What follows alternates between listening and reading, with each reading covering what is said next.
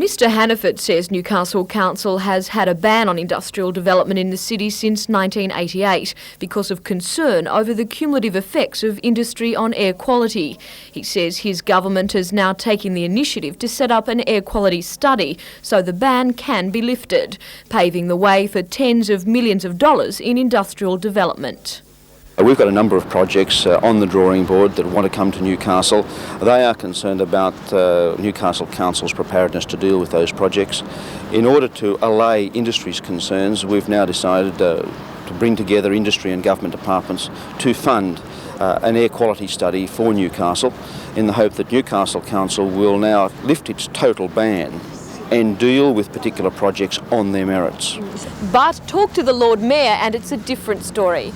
According to Alderman McNaughton, the ban was imposed only because of assurances from the state government that the air quality study would be undertaken immediately. It was not supposed to last longer than 6 months, but 3 years on, the ban is still in place. According to the Lord Mayor, despite repeated calls, the state government has refused to undertake the study. We wouldn't have even passed that resolution banning this sort of development if the government had not guaranteed us through the Department of Planning that this study that we now require would be completed in 1988. After receiving confirmation 8 weeks ago that the study would not be done by the government, Alderman McNaughton says he arranged for the SPCC and local council officers to look at doing the work instead at a cost of $80,000. He describes the minister's announcement today as disgraceful. I'm not going to sit by and see this sort of nonsense come through by a minister criticising the City of Newcastle when it's clearly the responsibility of the Government of New South Wales. It's his government, and if he likes to renege on these things and break promises, that's his business. But I'm not going to stand by and cop this sort of criticism. Mr Hannaford says that more than $240 million in development is being held up by Council's ban, a claim angrily denied by the Lord Mayor. And if there's any responsibility for any hold-ups in development, it is squarely with the State Government of New South Wales, and Mr Greiner and the rest of his government.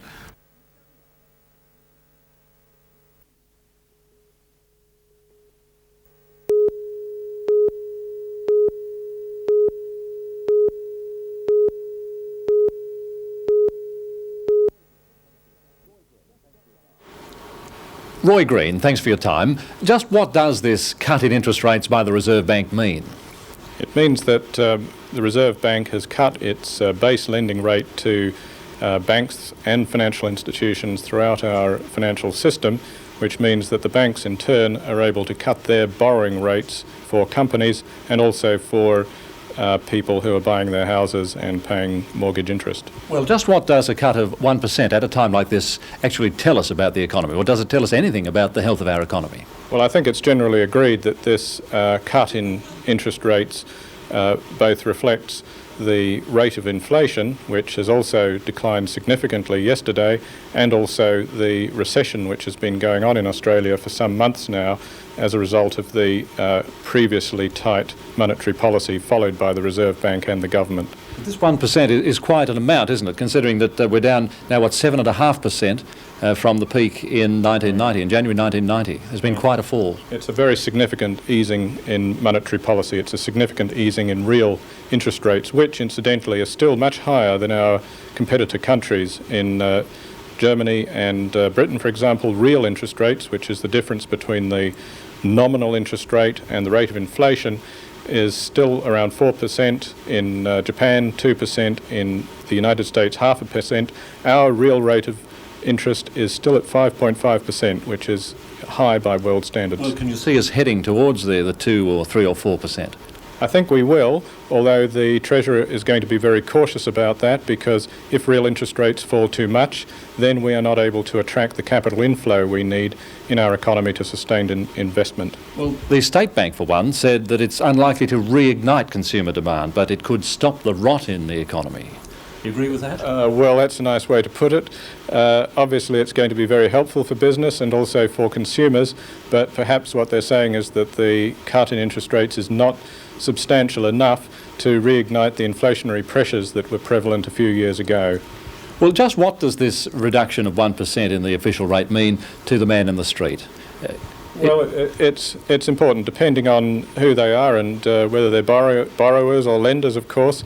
But basically, for people that are paying mortgage interest rates, then clearly the flow-on effect of that is significant. You will have seen that the ANZ Bank has cut its mortgage interest rate by 1%, at least for those who are not on that 13.6% ceiling, which was installed a few years ago.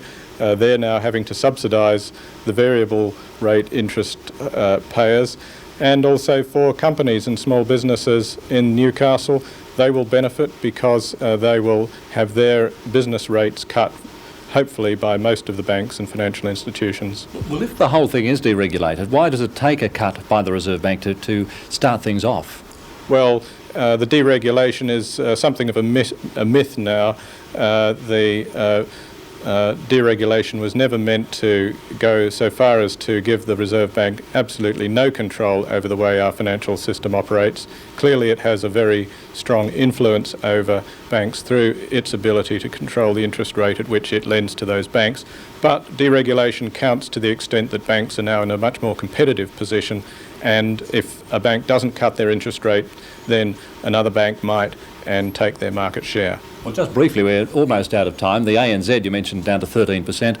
What about the local big lenders like the Newcastle Permanent? They announced a 0.25% drop from July, but will this change now? I should think so. Obviously, some are going to take a little bit longer about this than others. Some may opt for new styles of interest rate cuts, like the ANZ just has, to vary the interest rate cuts for different portions of its borrowing market.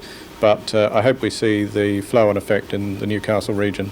Dr. Roy Green, thanks for joining us on Newsnight. Thank you.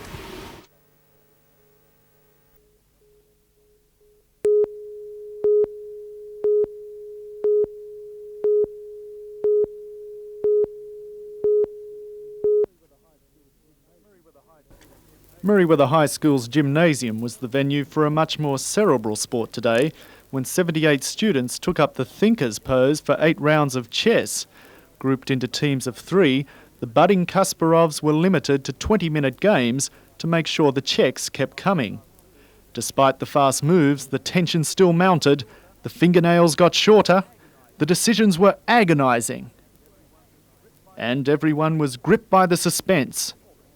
Well, almost everyone. New Lambton Primary School won the tournament and the right to represent the area in the state finals in Sydney on June 29th.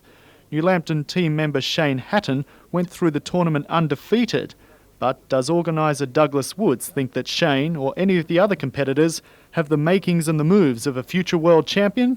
No, I don't think so. No? No, not today. But others are not so sure.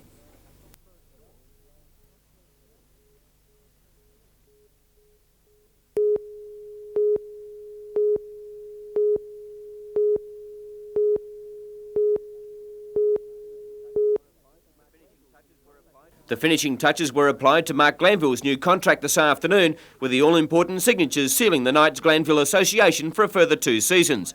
The former St George player overcame injury problems to star last year, and he won the Excalibur Club's Player of the Year award, along with the plaudits of Rugby League observers Australia-wide. 1991 has also been good for Glanville, with selection in the country origin side, and he is more than happy to call Newcastle home. I've bought a house here and been here now 4 years, so got a good job, and I regard myself as an Overcastrian here. The Purple are great and it's a great town. The hierarchy of the Knights will endeavour to sign more senior players in the next couple of weeks, acutely aware of the salary cap restrictions. We know that our salary cap next year is set at 1.3 million, which is the same as this year, and we can only apply to increase that if our financial performance for not the year or the current year is an improved one on last year and previous years. So far it's reasonable, but it's getting a bit tough at the moment, especially when you get attendances like the game we had against Illawarra. So we can do without those, and hopefully the Newcastle people will say, well, right, we want the Knights salary cap to go up, so we'll make sure we go to all the games. But that being the case, we're pretty well online. Even more pressing than contractual arrangements with the playing staff is the match on Sunday against the Gold Coast. It's time for the Knights to fire, and Mark Glanville has no doubts as to who will have the 2 points come 5 o'clock on Sunday. Gold Coast aren't playing too well at the moment, but you know, they'll be tough to beat. We've always had trouble with them, and it won't be easy on Sunday.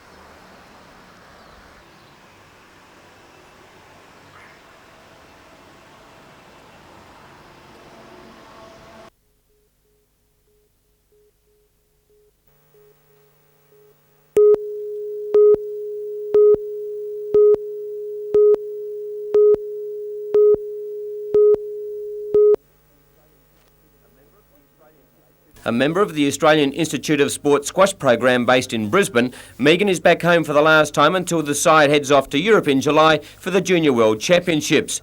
Now ranked number 2 in the under-19s in Australia, Megan was hard at work with the person most responsible for her rise to prominence, centre owner, manager, coach, her dad Bob. He's been my coach ever since I started, so yeah, he still is, even though I'm in Brisbane. Yeah.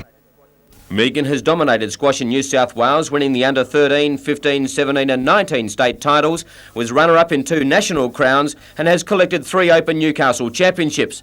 But the step up to the Worlds is a different matter and the training is tough. Every day we train from 6 in the morning, we run and do weights 3 times a week and play squash twice a day.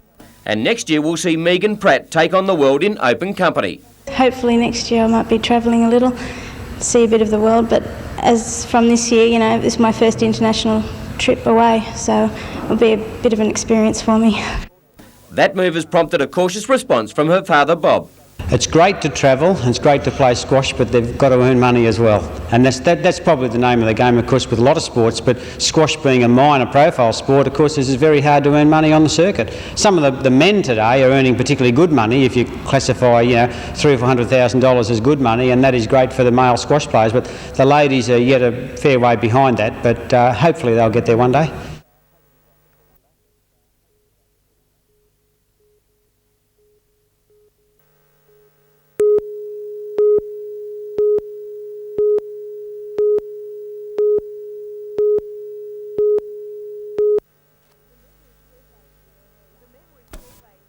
The men were surveying the area around Mount Arthur for the Drayton Coal Company when the helicopter became tangled in power lines. Then when he hit the power lines, there was an electrical shock. The chopper lunged forward, and that's the last we lost vision. With the line strangling the undercarriage of the machine, the pilot, 42-year-old instructor Alex Wilson of Brisbane, began emergency landing procedure. Momentarily the helicopter was out of control. It yawed and put into immediate auto rotation, and it was flying to the ground as we do in any auto rotation emergency. Were the wires still attached to the helicopter at that stage? The one, but I guess it's broken. It's still attached there now. The machine hit the ground hard, but it was only after landing that major damage to the aircraft occurred, with the main rotor blade slicing the tail boom from the body of the helicopter. The crash could have been far worse. The incline of the hill could easily have toppled the machine over, but as luck would have it, the helicopter came to rest in a man-made erosion drain. The electricity wires still wedged in the skids of the helicopter also acted as a brake, preventing the machine from moving those few extra centimetres. Although the pilot needed oxygen after the ordeal, his 2 passengers, a 44-year-old man from Singleton and a 41-year-old Muswellbrook man, walked away uninjured. Like witnesses to the accident, they praised the skill of Alex Wilson. I expected a lot more damage. I expected to actually see a chopper on fire with miraged gear debris everywhere, but that's not the case. As I say again, I'm very surprised that these people have walked away from this incident. Do you reckon you're lucky, Alex? Yes, yes. You're always lucky to walk away from a helicopter accident.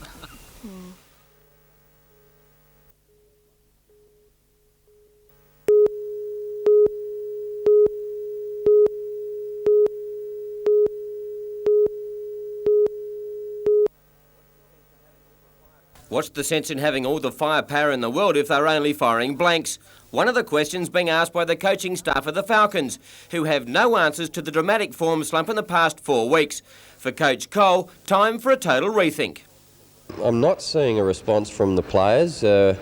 We've tried to be good guys and we've tried to be bad guys, I suppose, and jump all over them and try and see what sort of a reaction it's provoked. And nothing seems to have really worked to get us back on track. We're starting so slowly, we're digging our own grave. One of the options open to Cole is the call-up of a couple of the Newcastle Hunters players to replace existing playing staff of the Falcons. When I look at Marty McLean at practice and young Jason Atkins at practice, the way that they work all of the time and their habits and their work ethic and so forth, I could do a lot worse than have those kids run around. And I think if 1 or 2 of the players that that are in the team don't come through and respond this week, I think that in all seriousness we should be looking at making some adjustments, because everybody's getting more court time and more opportunities than before, but they're not responding, and our senior players are playing very poorly.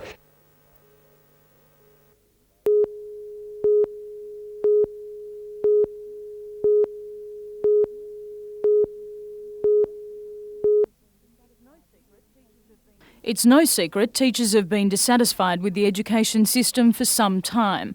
Over the past 3 years under the Greiner government, that dissatisfaction has escalated.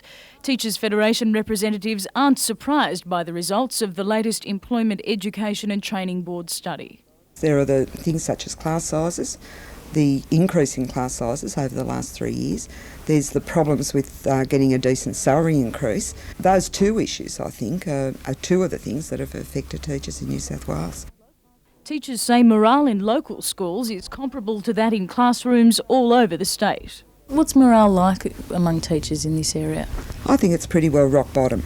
I just see teachers out there, they don't want to be there. If there was another job that they could go to, I think they would go in droves. University experts agree and maintain something must be done to lift the profession's status. We can't keep having larger class sizes, for example. I mean, how do you get satisfaction if you cannot interact with the students? Other things, of course, are like status are very important, that if teaching is well remunerated, then it starts to achieve the sorts of status. It's very important that the degree in teaching be as important as other degrees.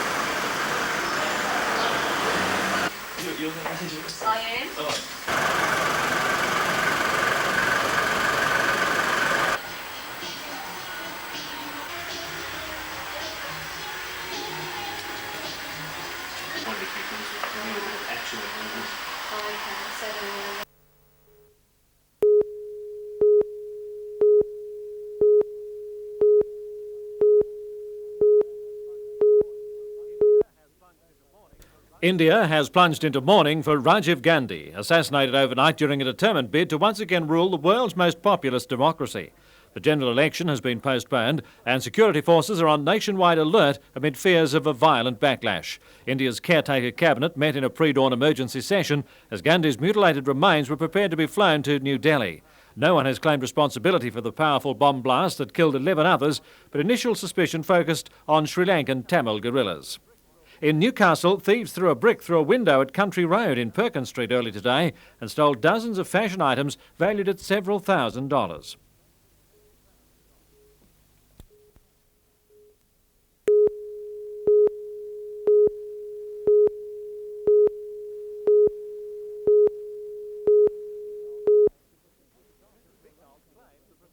Mrs Bignold claimed the procedures adopted to arrange the referendum were contrary to the state's constitution, so the referendum would be invalid.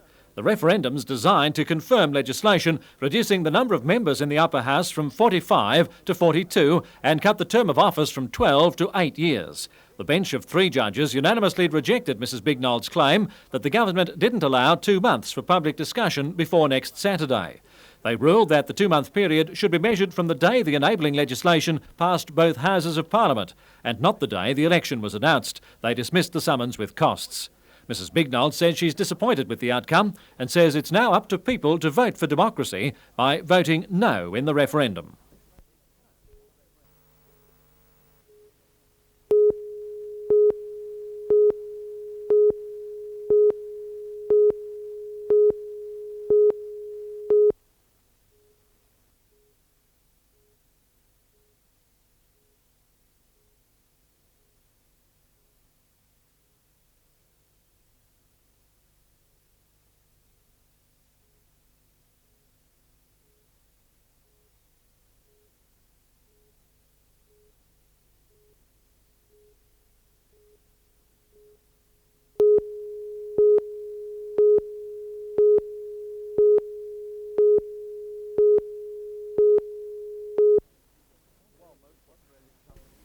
While most Australian companies are despairingly watching their sales figures plummet, Anderson Rears are climbing. In the past 4 years, the mining equipment manufacturer's employment figures have grown, sales have doubled, and it's winning market ground from the highly competitive Japanese and German companies. Anderson Rear partly attributes its success story to the setting up of a consultation committee of management and workers and letting them talk. And according to the Federal Minister for Industrial Relations, Peter Cook, talk is a rare commodity in many companies. The big tragedy about Australian companies in this country is that they don't really talk to their workers very much at all, other than go there, do this, lift that sort of directions. The Department of Industrial Relations has used Anderson Rear as a case study for a brochure that promotes better workplace communications. The Minister today launched the brochure, titled Changes, at the place that inspired it. Rather than government talk about what can be done, I believe, by showing off the advantages of workplace reform as they're seen in this factory, other companies in Australia will follow. Despite the recent dispute at Forjac's floating dock, Senator Cook maintains communications in Newcastle's industries are still exemplary. Well, I don't think there has been a breakdown. Only at Forjac's has there been a dispute, but everywhere else it seems to be in Newcastle, the accord is being picked up in a quiet way and are getting on with a job sort of way. On the factory floor at Anderson Rear, there is also praise for the changed work practices. We're going better, we're in a recession, we've got a mile of work.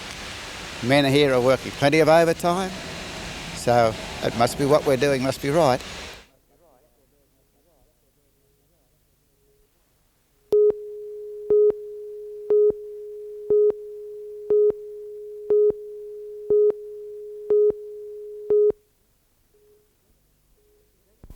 Detectives have revealed little about the case except to say that information received in the past few days has cast suspicion over the cause of death of a 78-year-old Palmdale woman who was found dead in her bath on April 21. Originally, she was thought to have suffered a heart attack. Yesterday, police exhumed the woman's body from the Palmdale cemetery and at the same time began extensive inquiries in the neighbourhood. Results of a second post-mortem being conducted at Glebe Coroner's Court are expected to throw further light on the inquiry. Police expect to get those details tomorrow. In the meantime, their inquiries continue in strict secrecy.